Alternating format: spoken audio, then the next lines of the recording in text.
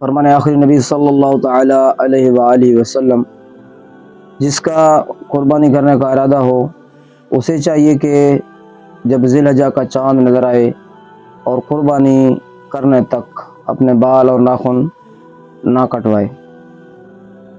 یعنی یہ ایک مستحب عمل ہے۔ اگر کسی نے بالفرض ناخن یا زیر ناف بال کٹوائے تو بھی قربانی پر کوئی اثر نہیں ہوگا۔ کوشش کرے کہ مستحب پر بھی عمل کرے تو اس کا ثواب اس کو ملے گا۔ مفتی احمد یار خان نعیمی رحمۃ اللہ تعالی علیہ نے اس حدیث کے متعلق ارشاد فرمایا کہ چونکہ اس 10 دن حاجی صاحبان اپنے بال وغیرہ نہیں کاٹتے ہیں، ناخن وغیرہ نہیں ترشاتے ہیں، تو اس لیے حاجی سے مشابہت ہوگی، تو اچوں کی نقل بھی اچھی ہے۔ تو کوشش کرے کہ ذی الحجہ کا چاند نظر آنے سے پہلے اپنا ناخن بال وغیرہ کٹوائیں تاکہ اس مستحب پر بھی عمل ہو جائے۔ اللہ تبارک و تعالی ہمیں عمل کی توفیق عطا فرمائے۔